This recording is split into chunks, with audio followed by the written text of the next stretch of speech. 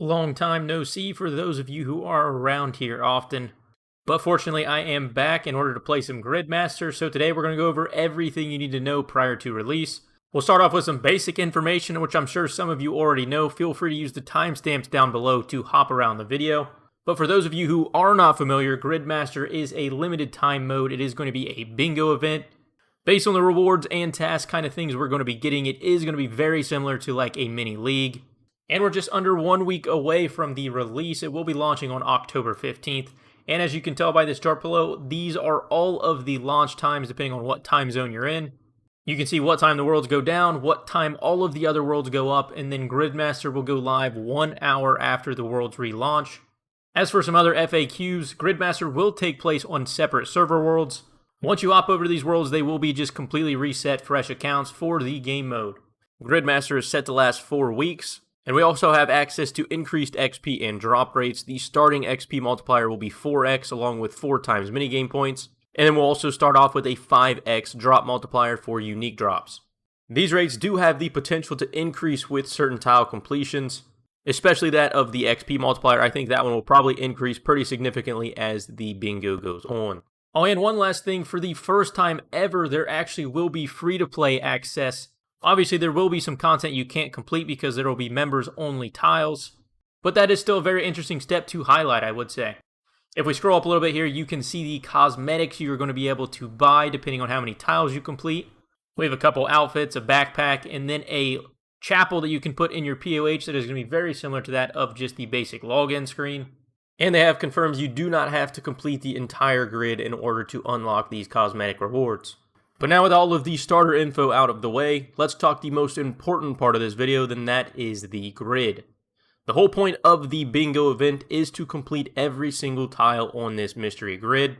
As you can see, we have quite a few tiles that have already been revealed, and we are still a few days away from the launch, so we will be getting a few more of these tiles flipped over to see what they are. But for the most part, you will have to start your theory crafting and planning around only a select few tiles because we won't be getting all of them until just before it launches. They did confirm in the live stream yesterday just about 30 minutes to an hour before we start. Now the old school team did make a very good interactive grid for this bingo on the homepage, and I will list the link down below so you can access it. It does automatically update with every single reveal each day. But with the way this board is set up, it does make it feel very league-like for this bingo. With every single tile you complete, if we flip these tiles over, you can see you do get a reward for each individual completion. Not to mention, if you complete all of the tiles in a full row or a full column, you unlock an even better mystery item. And we already do know a few of them are going to be the echo items from the previous leagues. So that gives you a sense of what kind of power you're going to be getting from completing those entire sections. Also, if you look at the highlighted color around each of the tiles, you can see there are 3 different colors. There is green, yellow, and red. These colors signify the difficulty of any of said tiles. Green obviously being the easier tiles to complete, yellow being a little bit more challenging, and then red being the hardest of the tiles on the entire board, and that is where the sub 30-minute Inferno is located. Things like that give you a good idea of what kind of challenge those tiles are going to be. And this one dead here in the center is just completing the Gridmaster tutorial, so we will get that one basically for free. I'm sure we'll basically get a rundown on what the board is, how to access it in our game menu, and how to claim each completed tile's reward. And if we flip these tiles over, we can see for that reward, we unlock the ability to pick one of the starting relics from Raging Echoes. These options being the Power Miner, Lumberjack, and Animal Wrangler. Now I do want to highlight for this specific tile, they did confirm on the live stream that eventually we are going to be able to unlock all 3 of these relics through different tile completions. So considering that at some point in the bingo you're going to have all 3, definitely pick wisely on which one you want to take advantage of the most right out of the gate. But for the tiles specifically, some of the easier ones we have are things like Subduing Temperos, and the reward for that one is Craftsman's, where you get to pick 3 of the Artisan skills. And every single time you gain XP in one of the skills, you get 50% of that XP in the other 2.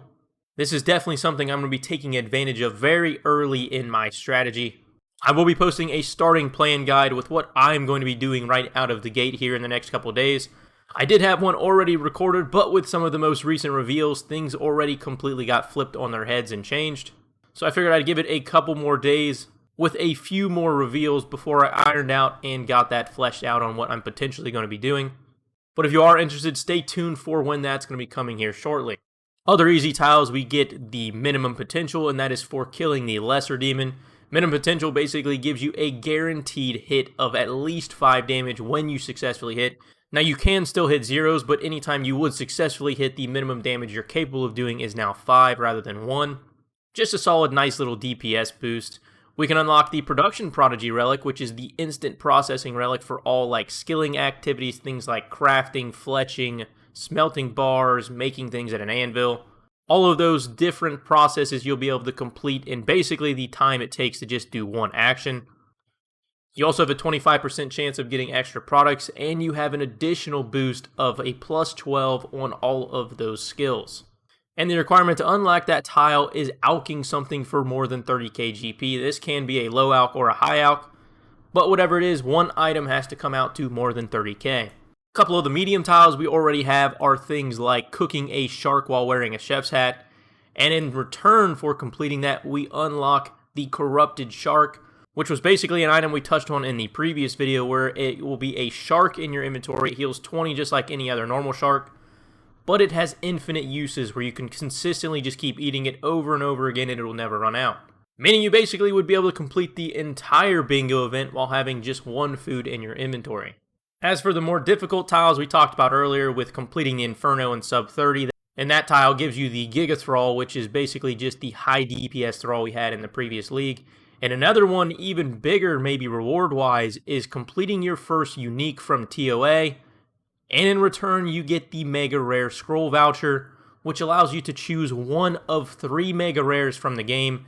I imagine this is probably going to be one of the first difficult tiles that people really route in to try to complete early. Well, with that, that should give you a solid understanding of what the bingo event is, what Gridmaster is really all about. I don't want to drag this video out too long, giving you too many specifics, when I'm already going to be having a video talking about every single tile and what my strategy surrounding is going to be here coming shortly. If you guys did enjoy or found today's video helpful, consider dropping a like. Otherwise, I will catch you guys in the next one.